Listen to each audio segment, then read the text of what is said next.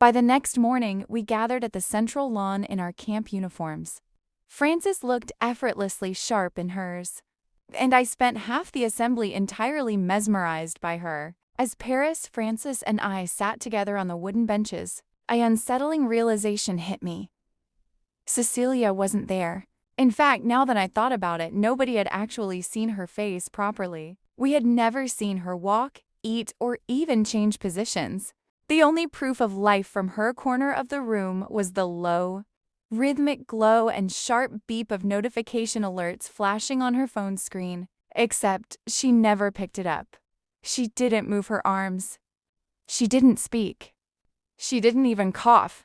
She just sat there in the shadows, perfectly still, while her phone continuously lit up her face in ghostly blues. I leaned in close to Paris and Frances, lowering my voice. Have either of you actually seen Cecilia?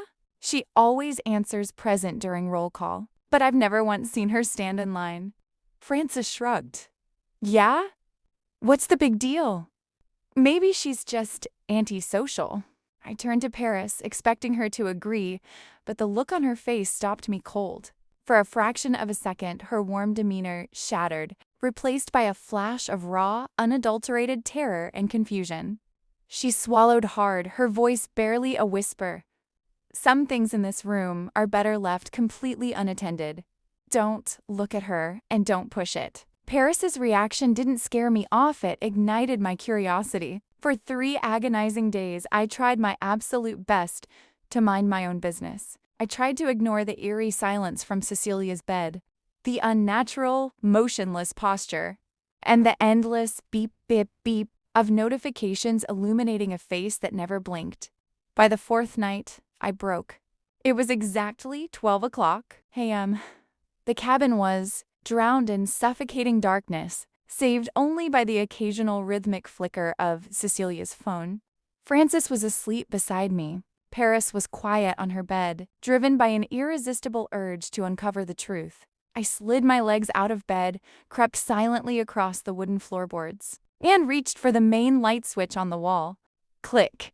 Fluorescent light flooded the room in an instant, blindingly harsh. My eyes snapped over to Cecilia's bed, expecting her to jump, cover her face, or scream at me to turn it off.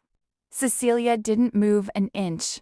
Instead, a sickening, guttural gasp tore through the silence from the other side of the room. I spun around. Paris was sitting bolt upright in her bed, her eyes wide, bloodshot, and fixed entirely on me. But it wasn't just panic on her face. Her skin was deathly pale, and thick black fluid was slowly leaking from her ears, dripping down onto her collar. She raised a trembling finger, pointing not at me, but at the wall right behind my head.